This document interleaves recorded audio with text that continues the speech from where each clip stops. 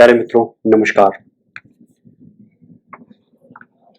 आज संत कथा के अंतर्गत मलूक दास का तीसरा शब्द मैं आपको सुनाना चाहता हूं।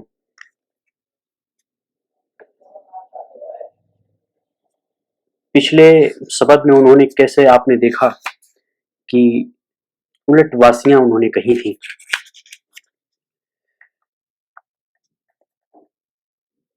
पहले शब्द में उन्होंने अनुभव की व्यर्थता की बात की थी। दूसरे शब्द में उन्होंने अपनी उलटवासियों की बात की।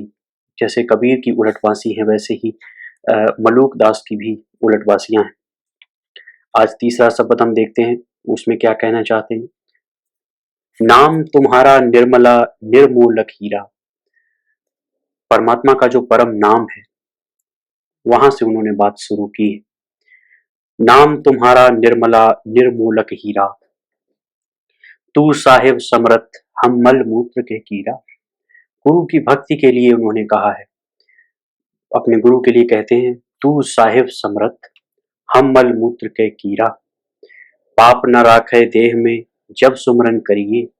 सुमरन करिए तो अपने मन में कोई पाप नहीं रखिए, कोई दोष नहीं रखिए, तभी सुमिरन अपनी अंतिम मंजिल तक पहुंच सकता है, अन्यथा अपनी अंतिम मंजिल तक सुमिरन नहीं पहुंच सकता। एक अक्षर के कहत ही भव सागर तरिए। उस एक अक्षर को जब आप जान लेते हैं किसी समर्थ गुरु से, किसी ऐसे गुरु से जो उसी में रमे हुए हैं, रमनते योगिनो अस्मिन सा रामा, जो उस राम नाम को ही जपते हैं, उसी के लिए तरफ इशारा है। एक अक्षर के कहत ही भव सागर तरिए, अधम उघारन सब कहें प्रभु विरद तुम्हारा। जो अधम है वे भी तुम्हारा यश गाते हैं, जो बहुत ही उघारन सब कहें, अधम उघारन सब कहें प्रभु विरद तुम्हारा। सभी लोग, चाहे वो छोटा हो बड़ा हो, सभी लोग तुम्हारा यश गाते हैं। सुनि शरणागत आई या तब पार उतारा। और शरणागति में आया हुआ व्यक्ति यदि आपको पुकारता है तो आप उसे पार उतार देते हैं। सुनि शरणागत आई या तब पार उतारा। तुम सा गरुआ अवधनी जामे बड़ई बड़ई समाई। तुम सा गरुआ ओधनी जामे बड़ई समाई।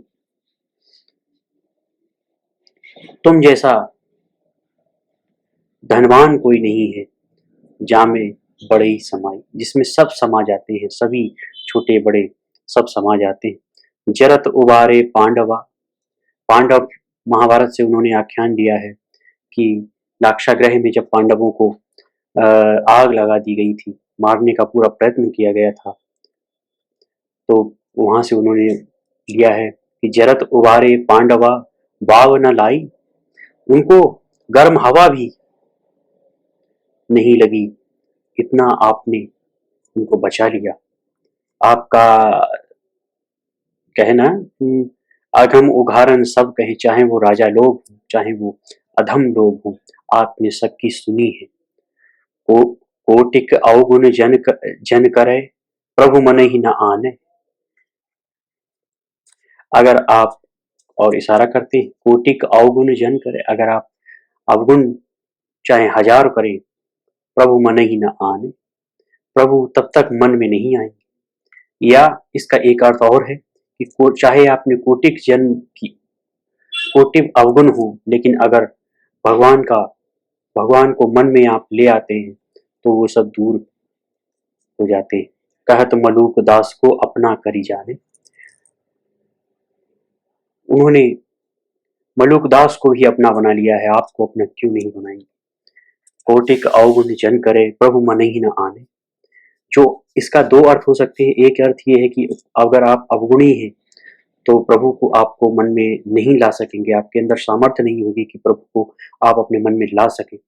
दूसरा इसका एक अर्थ ये भी है कि कोटिक अवगुण जन करे, चाहे आपने लाख अवगुण हो, लेकिन यदि प्रभु को एक बार आ गए प्रभु को एक बार अपना मान लिया, प्रभु के द्वार पर आ गए, तो चाहे वो मलूक दास ही क्यों ना हो, अपना ही बना लेता है, वो प्रभु अपना ही बना लेता है। धन्यवाद।